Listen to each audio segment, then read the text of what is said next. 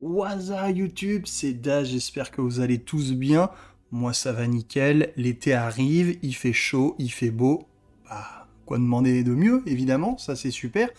On se voit aujourd'hui pour parler de la série Sorry for Your Loss. Peut-être que quasiment personne ne connaît cette série, je vais être honnête, mais moi je la connaissais pas avant, il y a quelques jours. Quand je vais regarder l'avis des gens sur internet, il y en a très peu.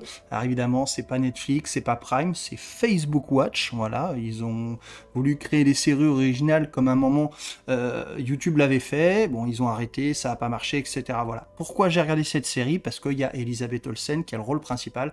Ceux qui me connaissent le savent, je suis un énorme fan de Miss Olsen. Voilà, donc j'avais envie par curiosité de regarder cette série. Je viens de la finir il y a à peu près 1 heure et demie.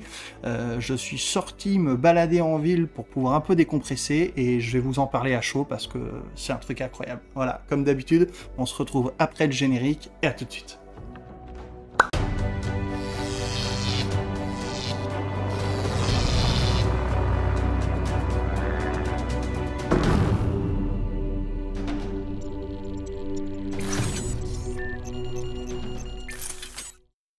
You have to show up for yourself. Whatever you need to feel, you get to feel it.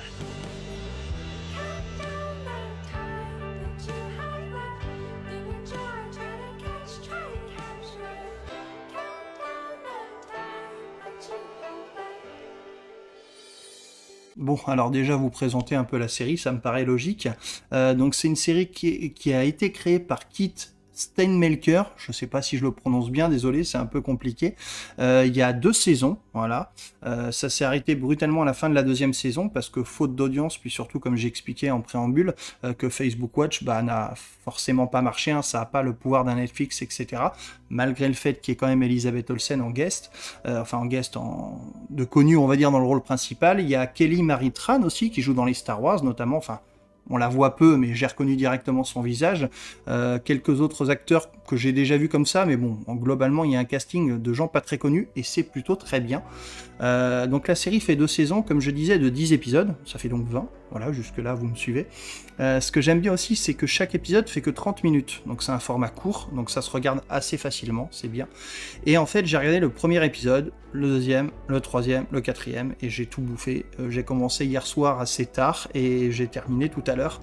C'est, comment vous dire, on a eu un débat avec des amis sur le Discord qui se reconnaîtront, sur un Discord je veux dire, parce qu'il n'y en a pas qu'un seul de Discord, au niveau de la subjectivité dans les avis. On s'est dit que c'était impossible d'avoir un avis objectif. Évidemment, face à un film ou face à une série, on peut dire ça c'est bien filmé, les musiques sont belles, mais on aime moins, on a moins été touché.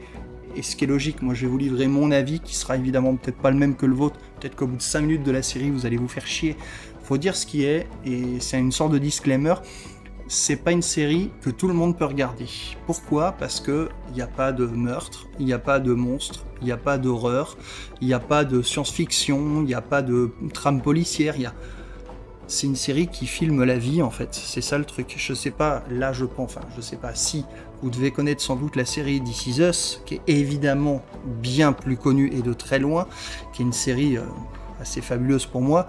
Voilà, si vous aimez la série This Is Us, vous aimerez probablement celle-là, parce que c'est une tranche de vie. Alors le pitch, je vais vous le raconter quand même, c'est le personnage joué par Elizabeth Olsen qui perd son mari. Donc voilà, son mari meurt tout simplement, et bah, forcément elle affronte son deuil par rapport à elle-même, par rapport à sa famille, ses amis, tout ça, etc. Donc voilà, donc déjà ça part d'un constat assez triste, on va dire, donc il faut pas être super bien, on va dire, pour regarder cette série, sinon ça va vous foutre une petite claque.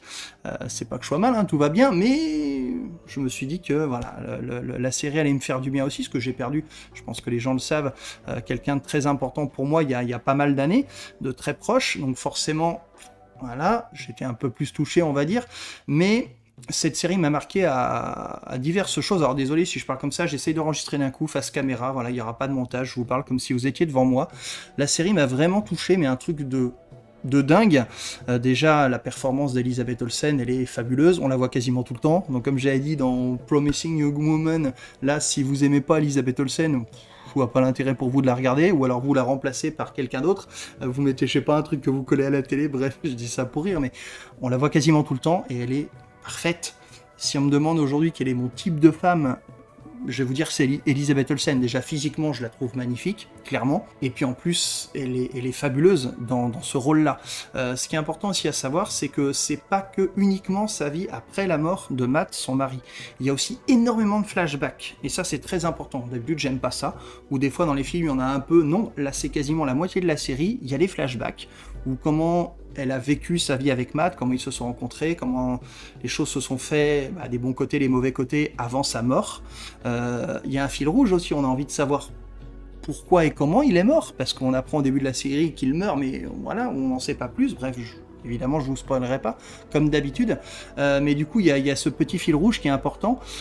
Faut savoir que la série malheureusement se termine pas comme une fin de série, parce qu'on pensait qu'il y aurait une saison 3, bon c'est pas non plus un cliffhanger de ouf, mais ça se termine et on n'a pas toutes les réponses à nos questions et on aurait aimé en savoir plus. C'est malgré tout énormément dommage, mais bon c'est comme ça, hein, c'est la vie. Donc du coup voilà, cette série, il n'y a pas de truc énorme qui va se passer. C'est pour ça je pense qu'il y a beaucoup de gens qui n'aimeront pas et qui vont se faire chier, il faut se le dire.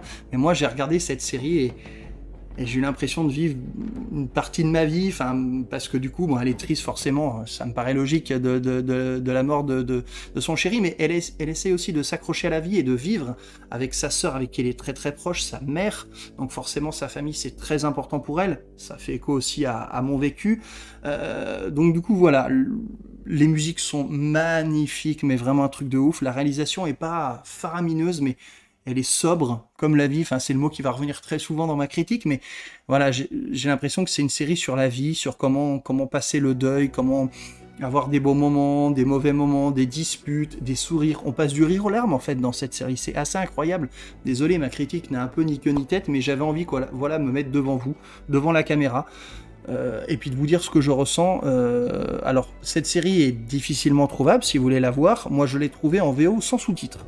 Donc effectivement, faut être bilingue, clairement. Si vous arrivez à trouver les sous-titres, bravo. Alors, il y a peut-être des sous-titres anglais qui existent, mais moi j'ai voulu y aller brut comme ça. Il y a des moments, pour tout vous dire, j'ai dû retourner en arrière, puisque j'étais tellement fasciné par le visage de Lizzie. Je vais vous mettre des images au fur et à mesure de la critique, pas des images que j'ai prises sur internet comme d'habitude, des images que j'ai prises moi en photo de ma télé. Voilà, elle est tellement belle, elle accroche tellement la caméra, puis moi je suis tellement fan que souvent je regardais, quand elle pleurait, je pleurais avec elle, quand elle souriait, je souriais avec elle, et c'est vraiment ça. Donc du coup il y a des moments, comme il n'y a pas les sous-titres, je décrochais un petit peu, je suis obligé d'aller sur mon ordi, de revenir en arrière et tout, etc. Parce que mon ordi était branché sur la télé. Bref, je pense que vous aurez compris, cette série m'a totalement bouleversé, mais c'est un truc de ouf. C'est vrai que je peux aimer les policiers, je peux aimer la science-fiction, les trucs de super-héros, pas de soucis, mais moi en fait je me rends compte que je marche à l'émotion, je marche dans la tête, je marche dans mon cœur, c'est ça qui compte pour moi, c'est ce que je vis quand je vais au cinéma et quand je regarde une série. Donc oui, le scénario, il n'est pas forcément extraordinaire, hein, c'est logique, mais la qualité d'écriture des personnages, tous les personnages sont bons, comme je vous dis, la réalisation très sobre, la musique, tout l'ensemble en fait fait qu'on vit à travers justement le personnage d'Elisabeth Olsen et de ses proches, et on est touché. En tout cas, moi, j'ai été touché énormément. Donc voilà, si ça vous dit de regarder la série, essayez de la trouver. Je pense que ça peut être un peu compliqué. Après, on peut en parler dans les commentaires, hein, n'hésitez pas. Encore une fois, pareil, hein, je vais pas vous refaire l'appel, mais si vous aimez, surtout, n'hésitez pas à liker la vidéo, à la partager. Ça me ferait vraiment plaisir. Et puis surtout, d'en parler avec vous, parce que moi, quand j'adore une œuvre, que ce soit film ou série, ou un jeu vidéo, j'adore en parler énormément. Alors, je sais pas combien de temps on va faire la vidéo. Là, je suis en train de parler. Vous voyez, j'ai même pas l'œil en bas pour savoir combien de temps ça va durer. Tant pis si ça dure 10 minutes. J'avais envie de vous parler de cette série, voilà, tout simplement, de vous à moi, comme ça, brut de décoffrage. D'ailleurs, hop, j'ai même enlevé ma casquette, puisque de toute façon, il fait méga chaud. Oui, j'ai coupé mes cheveux, effectivement. Bref, voilà, cette série, là, vous le voyez pas, mais tout à l'heure, avant que je sorte, j'étais vraiment pas bien quand j'ai appuyé sur stop. Ça m'a bouleversé, j'ai beaucoup pleuré, j'ai beaucoup été ému, j'ai beaucoup souri, j'ai beaucoup rigolé. Bref, c'est la vie. Voilà, cette série, Sorry for Your Loss, avec Elisabeth Olsen, Lizzie, tu es fabuleuse, clairement. Voilà, et on m'a posé la question aussi très vite sur le Discord avec mes potes.